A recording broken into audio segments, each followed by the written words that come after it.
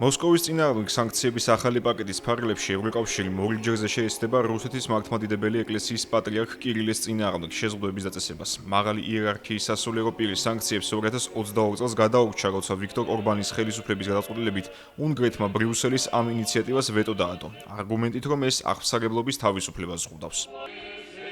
თავისი რელიგიური და პოლიტიკური განცხადებებით, პატრიარქი კირილე რუსეთში საკმაოდ გავლენიანი ფიგურაა. ევროპაში კი ასთა სხვადასხვაობას იწვევს. დასავლელი პოლიტიკოსები მას ადანაშაულებენ საეკლესიო ამბიონის გამოყენებას პროპაგანდისტული მიზნებისთვის, საზოგადოებრივი აზრის ჩამოყალიბებისა და უკრაინაში კრემლის ომის გამართლებისთვის. მისი ხელმძღვანელობით რუსულმა მართლმადიდებელმა ეკლესიამ მიიღო დოკუმენტი, რომელიც გამოდის მოწოდებით განადგურდეს უკრაინის დამოუკიდებლობა. კიევის წინააღმდეგ წარმოებულ სამხედრო მოქმედებას კი პატრიარქი კირილე წმინდა ომს უწოდებს. ბრძოლის შეწყვეტისა და ვლადიმერ პუტინის ხელისუფლებისადმი მოწოდების ნაცვლად შეწყდეს მშვიდობიანი მოსახლეობისა და ჯარისკაცების ხოცვა, სასულიერო პირი მწვანე შუქს უნთებს ბირთვული იერარქიის გამოყენებასაც.